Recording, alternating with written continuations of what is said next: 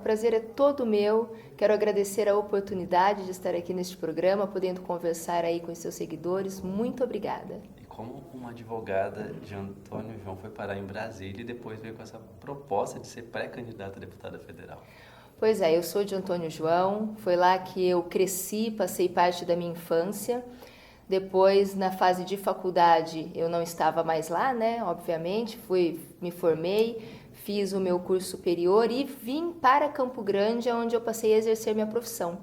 Então, eu sou a filha única de uma família, de um casal de produtores rurais lá de Antônio João, que cresceu lá na fronteira do nosso Mato Grosso do Sul, mas a profissional advogada eu vim desenvolver mesmo aqui na região de Campo Grande. E como que eu virei pré-candidata, né, a deputada federal? O que me traz aqui hoje? Eu sempre brinco, ser uma pré-candidata não é uma coisa que você levanta e fala: nossa, acordei com uma vontade de ser deputado federal. Não é assim que acontece, né? A vida traz uma carga de situações e de ocorrências que o hoje é um resultado de muita coisa que aconteceu no passado. Então, eu sou de Antônio João, neta, filha de produtores rurais. O meu avô foi peão boiadeiro, veio de Minas Gerais na década de 30, adquiriu uma propriedade rural numa região absolutamente inóspita. Imagina como não era a nossa fronteira em 1930. E adquiriu aquelas terras com o incentivo do Estado brasileiro, do nosso governo, que precisava povoar aquela região tão inóspita. Acreditou nas propostas do poder público e lá desenvolveu toda a sua vida. E regou os seus sonhos a suor porque trabalhou muito. Era um peão de fazenda que trabalhou demais. Quem conheceu o Pio Silva no estado do Mato Grosso do Sul sabe do que eu estou falando. Meu pai nasceu lá junto dos seus irmãos, cresceu lá. E em 1998 nós tivemos essa propriedade invadida por indígenas. Eu só quero deixar um parênteses de antemão. O problema não são, nem nunca foi, nem nunca serão os indígenas e as comunidades indígenas. O problema são as políticas públicas que querem descobrir um santo para cobrir outro, não é no que dizem? Ou seja, promover uma suposta justiça para as comunidades indígenas com uma autêntica injustiça com os produtores rurais do estado do Mato Grosso do Sul. Lá em 1998, eram 3 pontos de conflito no nosso estado. Hoje, são 157 propriedades invadidas e milhares de propriedades impactadas por processos demarcatórios da FUNAI. E foi essa dor de 25 anos, de um quarto de século, assistindo principalmente os meus avós, os meus pais, e depois, com o tempo, né, mais centenas de produtores que vieram sentir, amargar essa mesma dor, assistindo essas pessoas, e eu me incluo neste grupo, a sofrer com o sentimento da impotência, é que hoje eu sou uma pré-candidata a deputada federal. Porque eu sou advogada, eu atuo nos processos, eu fiz arqueologia, pós-graduação em arqueologia, para tentar entender aquela mágica dos antropólogos, né, de transformar tudo em terra indígena. Depois eu fui fazer cursos de antropologia para entender a questão da cosmovisão, que é uma coisa que eles usam muito nos processos. E já no exercício do direito, exercendo minha profissão, eu fiz pós-graduação, eu fiz mestrado em Direito Constitucional, eu fiz a minha dissertação de mestrado sobre a interpretação do artigo 231. O marco temporal, a gente pode falar sobre esse tema depois, mas está na pauta do Supremo, aí o Supremo vai decidir o que é e o que não é terra indígena, né? O nosso presidente Bolsonaro vem demonstrando preocupação com o tema. Eu estou neste processo, atuo no processo junto ao Supremo, fiz as sustentações orais. Onde mais eu tenho que ir? O que mais eu posso fazer para que índios e produtores tenham os seus direitos respeitados com justiça? E eu já não sei mais para onde eu vou. Em 2018, eu sou convidada para compor a equipe de transição do governo Bolsonaro, porque entre o segundo turno, que o Bolsonaro foi eleito, e a tomada da posse no poder no dia 1º de janeiro, nós temos um momento de transição dos governos, Temer entrega e Bolsonaro recebe, né? E eu fui compor essa equipe de transição a convite do meu grande amigo, que eu tenho uma gratidão eterna, que é o Naban Garcia, junto da ministra Tereza, que assumiu o Ministério da Agricultura. Depois do 1º de janeiro, eu passei a compor a equipe do Ministério da Agricultura na Secretaria Especial de Assuntos Fundiários como secretária adjunta. Saí do Ministério da Agricultura porque, naquele primeiro momento, o Bolsonaro tinha colocado no Ministério da Agricultura a competência de demarcação de terras. E esse instrumento que coloca essa competência lá se chama medida provisória. É um ato normativo do presidente da República. A medida provisória, ela tem um prazo de validade. Ela precisa ser submetida aos deputados federais para ela ser validada e se transformar em lei. Nós assistimos direto, falando, poxa, não aprecia a medida provisória do presidente, o Lira sentou na medida provisória, vai caducar. É uma coisa que hoje está bem popularizada essa terminologia. E quando a medida provisória estruturante do Bolsonaro, que tinha colocado a demarcação de terras no Ministério da Agricultura, foi submetida aos deputados federais, os deputados disseram o seguinte: presidente Bolsonaro, você foi eleito, mas quem manda no Brasil somos nós. E deram um grande chute na canela do nosso presidente. Os deputados federais retiraram a COAF, lembra? Não sei se vocês vão se recordar. COAF vai para Moro, COAF vai para Guedes. Remexeram novamente na questão da COAF, diferente do que o Bolsonaro tinha decidido, tiraram a competência de demarcação do Ministério da Agricultura, devolveram para o ministro Moro, e aí nós vamos descobrindo aos poucos que, na verdade, nós temos aquela Constituição parlamentarista, né? Porque quem manda no Brasil? Hoje, Supremo, Senado e Câmara dos Deputados. Por isso a importância e a relevância de reelegermos o nosso presidente, e que seja em primeiro turno, a palavra tem força, e entregarmos um Congresso alinhado, deputados e senadores que vão deixar o homem trabalhar. Então foi esse contexto que eu falei aqui de forma talvez até um pouco bagunçada, né, mas muito acelerada, foi todo esse contexto de um quarto de século que me fez colher coragem de enfrentar esse desafio de colocar o meu nome à disposição. E aqui você está com seu pai, né, o Pio, que você comentou, falou um pouco da trajetória dele, com seus assessores aqui, que é o Pablo e o Rodrigo. Isso. E eles estão te acompanhando nessa trajetória que não deixa de ser novidade quando você é o foco no momento, né? Para você ter que percorrer o estado e ver como é possível construir essa pré-candidatura para migrar para a candidatura após as convenções, né? Olha, eu estou aqui com o Rodrigo, o Pablo e o Patrick, que não está aqui conosco, mas compõe a minha equipe, que faz com que eu chegue a algum lugar no sentido da rede social. Há poucos anos atrás, eu nem tinha o tal do Instagram, né? Então é uma coisa que eu falo que eu sou jovem, mas na prática eu sou um pouco arcaica. Eu gosto de papel, eu gosto de imprimir processos. Então, hoje é importante, nós assistimos às eleições de 2018, nós vimos a importância das redes sociais, não é por outro motivo que fala-se tanto em regulamentar as redes sociais, nós estamos assistindo um cerceamento do direito de expressão, do direito de opinião, justamente em razão da força das redes sociais. Eu vou considerar a oposição, porque é mesmo que os partidos de esquerda querem manter o controle das comunicações justamente por conta disso. E meu pai, Pio, está aqui realmente me acompanha para onde eu vou. Eu falei que eu tenho o melhor cabo eleitoral que alguém poderia ter, né, que é o meu pai. E a minha mãe é a coordenadora de campanha, ela fica lá cuidando da minha agenda. E aqui nós vamos dando os passos do tamanho da nossa perna. E o mais importante eu acho que eu acredito. É isso. E eu creio que a gente conversou numa época de invasões, de disputa na parte do site do impresso com você e com o Naban. A gente conversou para fazer um material para saber o que de fato estava acontecendo, né? Que a gente só sabia por áreas, pedaços de notícia. Acho que a gente conversou sobre esse assunto já. Eu tenho certeza que nós já conversamos, inclusive eu me recordo de uma reportagem, uma entrevista que foi feita aqui, eu não lembro com quem especificamente, mas foi aqui na equipe de vocês e que saiu na contracapa do jornal impresso, eu com as mãos abertas assim, dando uma entrevista, e a chamada era "A FUNAI é louca". E isso foi em 2014. É o que eu estou te dizendo, são 25 anos, eu não caí de paraquedas.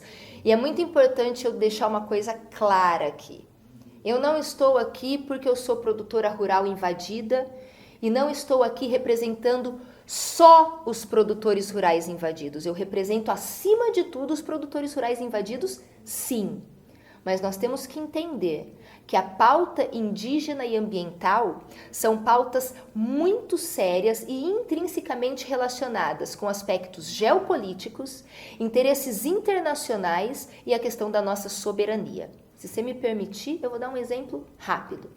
2019, aqui no nosso estado, o município de Corumbá, tinha 400 focos de incêndio, 400% a mais de focos de incêndio do que no ano anterior, em 2018. Naquele famigerado julho de 2019, a Amazônia estava em chamas. E o que o mundo fez? Apontou o dedo para o nosso presidente da República, como se a culpa do fogo fosse dele. Nós ouvimos Greta, Bündchen, DiCaprio e etc., né, naquelas narrativas dizendo que o governo brasileiro não cuidava da sua floresta. E naquele momento em que tudo isso acontecia, o presidente da França, Macron, reúne-se com o Parlamento Europeu e recebe nada mais, nada menos do que Raoni, o indígena Raoni brasileiro da nossa região amazônica, aproveitando a narrativa ambiental, atrelando a narrativa indígena para impor limitação, por exemplo, ao consumo das nossas commodities, colocar literalmente a corda no pescoço da economia brasileira. Então a pauta é muito séria e, sendo mal interpretada, mal utilizada, ela pode se transformar em uma arma internacional dentro da nossa soberania. Por isso que eu primo muito pelo diálogo direto. Isso é uma coisa que o nosso presidente faz. Bolsonaro conversa com o índio. Ele não conversa com as ONGs, ele não conversa com representantes, ele conversa com o indígena, com o cidadão brasileiro indígena, que tem capacidade e competência para falar por si. Vamos tirar esses atores, né, que recebem verbas internacionais e deixar que os brasileiros falem por si. Então eu estou trazendo isso para mostrar a relevância da pauta, que é uma pauta que afeta a todos os brasileiros. E quando coloca o indígena e o produtor frente a frente, diante de todas essas mazelas, esses conflitos que são gerados há tanto tempo, né? Como que você faz a mediação disso? Muito difícil. A mediação é muito difícil porque algumas comunidades indígenas acreditam naquilo. Acreditam em um direito que eu chamo que houve uma contaminação no consciente coletivo indígena. E houve mesmo. Nós tivemos o Conselho Indianista Missionário CIMI, um braço da CNBB, da Igreja Católica, aqui no Mato Grosso do Sul, em Roraima chama CIR, lá no estado do Mato Grosso isso foi muito intenso também na famosa Suiamiçu. Então a interferência nas comunidades indígenas, repetindo para aquelas comunidades, aquilo é seu, aquilo é seu, aquilo é seu, você tem direito, insuflando o conflito e muitas vezes financiando o conflito, como se verifica na CPI da FUNAI, que foi deflagrada lá na Câmara dos Deputados também em Brasília, a questão de laudos fraudulentos e o incentivo e financiamento de invasões de propriedades privadas. Então nós temos, infelizmente, um ringue de guerra artificial. Porque se dependesse só do produtor e só do indígena, Mato Grosso do Sul teria esse conflito desde sempre. E nunca tivemos. O conflito surge no estado do Mato Grosso do Sul no final da década de 80, coincidentemente com a chegada do CIMI aqui no nosso estado. Então é um conflito plantado, né, justamente porque os indígenas são sim uma comunidade, são pessoas que merecem o nosso respeito, merecem a garantia de seus direitos, mas muitas vezes foram colocados às margens do poder público, que muitas vezes as políticas não chegam até essas pessoas. E aí essas pessoas vão se tornando massa de manobra, vulneráveis, manipuláveis, não por serem indígena, mas por estarem além dos braços do Estado, como você encontra nas grandes periferias de qualquer município, de qualquer grande cidade. E aí o conflito é deflagrado. Como é que se resolve isso? Boa vontade política, bom diálogo, tempo e extirpar desse contexto os maus elementos, no caso as ONGs. As ONGs, eu chamo as ONGs ali, já existe um barril de pólvora, que é um ambiente de conflito, né, um ambiente conflituoso, e a ONG é a que vem riscar o palito. Essa é a realidade. E o que seria o Marco Zero? Faz um resumo pra gente do Marco Zero que você disse. Marco temporal. Desculpa. O que é o marco temporal? A Constituição, em seu artigo 231, fala que é garantido aos índios o direito originário sobre as terras que tradicionalmente ocupam. E a pergunta é, o que são terras tradicionalmente ocupadas? As terras tradicionalmente ocupadas é o Brasil inteiro, porque os índios já estavam aqui, o Brasil não foi descoberto, foi invadido? Ou as terras tradicionalmente ocupadas pelos indígenas são aquelas terras nas quais eles efetivamente estão e das quais eles efetivamente usufruem? A pergunta é: a Constituição garante todo o território nacional aos indígenas ou a Constituição garante aos índios as terras nas quais eles estão? E pela tese do indigenato, a Constituição garante tudo aos índios. Todo o território nacional já é terra indígena e qualquer reivindicação pode ser exitosa para os indígenas porque eles já estavam aqui antes do descobrimento. Para o marco temporal, não. Temos os indígenas e temos os demais cidadãos brasileiros, porque os indígenas também são cidadãos brasileiros. E são terras indígenas aquelas nas quais eles estavam em 1988. Por isso o direito originário se origina a partir da nova ordem constitucional, 1988. Situação esta que respeita a propriedade privada, a segurança jurídica, a estabilidade do Estado democrático de direito. E se respeita também o direito territorial indígena, porque onde eles estavam ocupando efetivamente em 88, lhes será garantida a demarcação. Isso significa que a Constituição garante aos índios o direito sobre as terras nas quais eles estão, e não o retorno às terras nas quais um dia supostamente os seus antepassados estiveram. Entendi. Mas esse é um tema que sempre vai ser espinhoso, né, Luana? Dificilmente a gente vai conseguir deixar com tanto tempo de conflito, com cada um tomando um lado, é como Lula e Bolsonaro, né? Na verdade, é possível nós encontrarmos, sim, uma solução saudável, só que nós temos que encontrar uma solução em uma leitura sistemática, né? E sistemática em que sentido? Sistemática na leitura do ordenamento jurídico, porque se o artigo 231 garante aos índios o direito originário sobre as terras que tradicionalmente ocupam, o artigo 5º da Constituição garante a todo cidadão brasileiro o direito de propriedade privada. Sem propriedade privada, nós não temos Estado democrático de direito, que está no preâmbulo da nossa Constituição. Então, essa leitura sistemática, ela permite alcançarmos um denominador comum.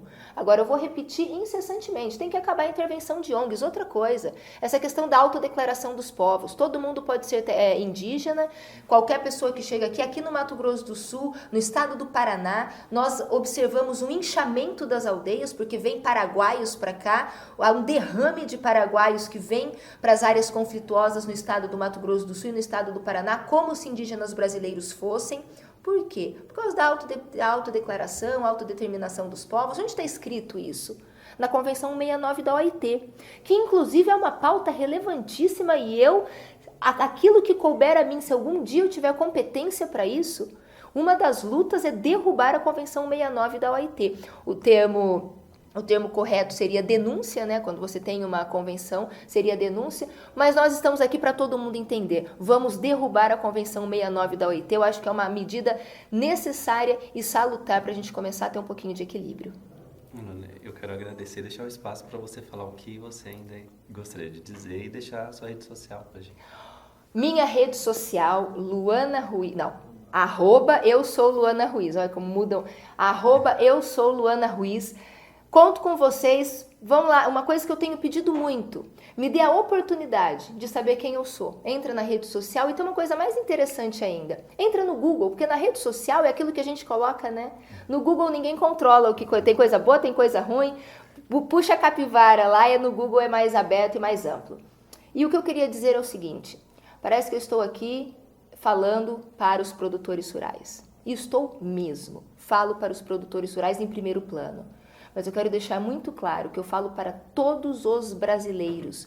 Por isso, o meu desejo, né, e a disposição e a coragem de colocar meu nome para uma pré-candidatura a deputada federal, porque essas pautas são pautas de âmbito nacional. Então nós precisamos, se eu optasse por uma pré-candidatura a outro cargo, que fosse deputado estadual, eu estaria emprestando para alguém a pauta de uma vida de luta e teria que pegar emprestado outras pautas aí para estar no contexto do Estado. Então, o que me traz aqui não é uma proposta, é um propósito, e o propósito é de âmbito nacional. Então, essa que é a motivação, e deixar muito claro, não é um problema de produtores rurais, é um problema de cidadãos brasileiros, porque quando nós temos a relativização da propriedade daquilo que é nosso, que nós adquirimos, nós temos a nossa liberdade ferida. E nós estamos ouvindo aí com muita amplitude o nosso presidente defendendo o tempo todo. Sem liberdade, nós não temos sequer a possibilidade de defender a nossa própria vida. Então é isso que eu queria deixar aqui para todos vocês. Quero mais uma vez agradecer o carinho, a oportunidade, muito gostosa essa nossa conversa. Espero que todos tenham apreciado e muito obrigada. Eu que agradeço, Luana, agradeço a sua equipe aqui, seu pai, o Pio, né? O Pablo e o Rodrigo e a nossa equipe aqui, o Adilson, o Kim e a Júlia, que estão ali nos bastidores. Muito obrigado a você que acompanhou a gente até aqui. Compartilhem o conteúdo, estudem, vejam o que a Luana disse. E esse é mais um podcast Entrevistando.